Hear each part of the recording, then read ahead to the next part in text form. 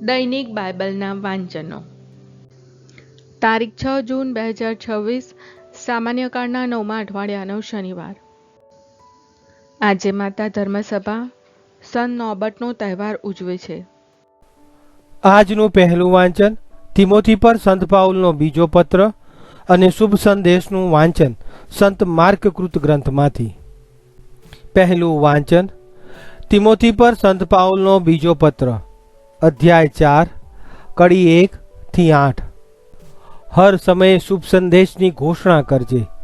પરમેશ્વરની અને જીવતા અને મરેલાનો ન્યાય તોડનાર ખ્રિસ્ત ઈસુની સાક્ષીએ તેમના પ્રાગટ્ય અને રાજ્યની આણ દઈને હું તને કહું છું કે શુભ સંદેશની ઘોષણા કરજે અને સમય અનુકૂળ હોય કે પ્રતિકૂળ એમાં જ મંડ્યો રહેજે. અસત્યનું ખંડન કરજે, લોકોને ભૂલો બતાવજે અને પ્રોત્સાહન પણ આપજે અને ધીરજપૂર્વક ધર્મોપદેશ આપતો રહેજે.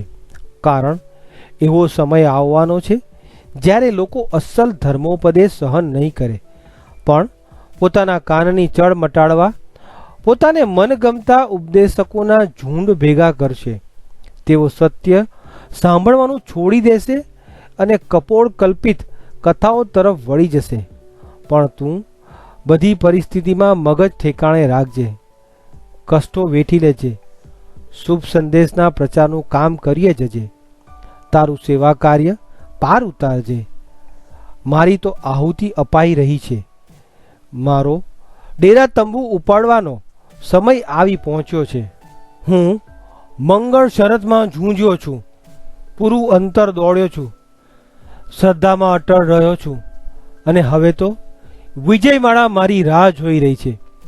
જે અદ્દલ ઇન્સાફ કરનાર ન્યાયાધીશ પ્રભુ મને તે દિવસે આપશે. ફક્ત મને જ નહીં, પણ તેમના પ્રગટ થવાની પ્રેમપૂર્વક પ્રતીક્ષા કરનાર સૌને.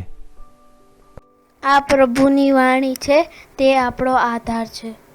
શુભ સંદેશનું વાંચન સંત માર્કકૃત ગ્રંથમાંથી, અધ્યાય 12, કડી 38 થી 44. દંભ નિંદા. ઉપદેશ દરમિયાન તેમણે કહ્યું, શાસ્ત્રીઓથી ચેતતા રહેજો, જેમને લાંબા લાંબા ઝભ્ભા પહેરીને આમ તેમ ફરવાનું અને રસ્તે ઘાંટે લોકોના વંદન ઝીલવાનું તેમજ સભાગૃહોમાં આગલી બેઠકો અને ભોજન સંભારોમાં મુખ્ય સ્થાન મેળવવાનું ગમે છે. તેઓ વિધવાઓની મિલકત હોયા કરી જાય છે અને સાથોસાથ દેખાવને ખાતર લાંબી લાંબી પ્રાર્થનાઓ કરે છે. તેમને વધુ આકરી સજા થશે. વિધવાની કોડી. ઈસુ મંદિરના ભંડારા સામે બેઠા બેઠા લોકો તેમાં પૈસા નાખતા હતા તે જોતા હતા. ઘણા પૈસાદાર લોકો મોટી મોટી રકમ નાખતા હતા. એવામાં એક ગરીબ વિધવાએ આવીને તેમાં 2 કોડી નાખી. ઈસુએ શિષ્યોને પાસે બોલાવીને કહ્યું, હું તમને ખાતરીથી કહું છું કે ભંડારામાં પૈસા નાખનાર બીજા બધા કરતા આ ગરીબ વિધવાએ વધારે નાખ્યું છે.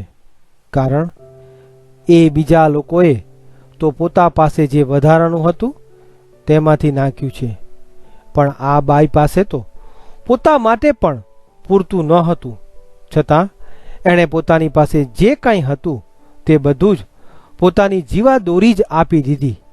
આ પ્રભુની વાણી છે, તે આપણો આધાર છે. પ્રાર્થના. ઓ મારા પ્રભુ ઈસુ, હું મારા પાપો માટે પસ્તાવો કરું છું. મારા પાપો માફ કરો, મારા હૃદયમાં આવો. હું તમને મારા પ્રભુ અને તારણહાર બનાવીશ. આમેન. પ્રભુ તમને સુખી રાખો અને તમારી સંભાળ રાખો. પ્રભુની તમારા ઉપર કૃપા દ્રષ્ટિ અને મહેરબાની હો. પ્રભુની તમારા ઉપર પ્રસન્નતા હો અને તે તમને શાંતિ બક્ષો.